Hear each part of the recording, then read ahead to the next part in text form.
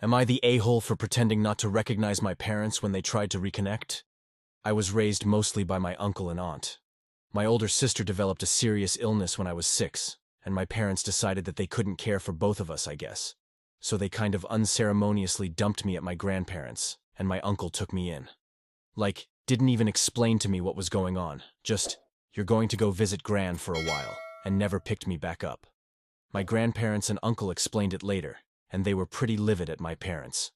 I've seen my parents maybe 5 times since then, and not at all for the last 9 years. I decided to stop having contact with them when I was 12, and since I was the only one reaching out, all communication broke down. It turned out, okay, I love my aunt and uncle, and it turns out they can't have kids.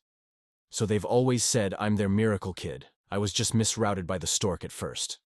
I was formally adopted by them when I turned 18.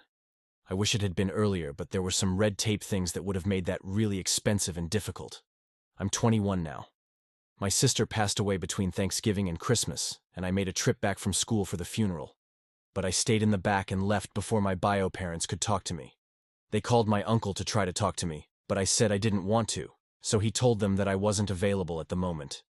They finally caught up to me over Christmas when I went to midnight mass with my gran, and approached me and tried to give me a hug. I did recognize them, but I pretended not to, and just backed off and said, "Sorry, do I know you?" They said, "We're your parents," and I said, "My parents are at home," and went and sat down with my gran. They sat behind us, and I could just feel the stare, and on the way out they were like, "You really don't recognize us?" And I said, "Oh, are you my dad's brother? I think I remember you from when I was little." My gran thinks they deserved it, trying to come back to me like nothing happened. But they wrote me a long letter about how hurt they are, and how I should understand that they were trying to do the right thing, and how they'll always be my parents, and I can't change that.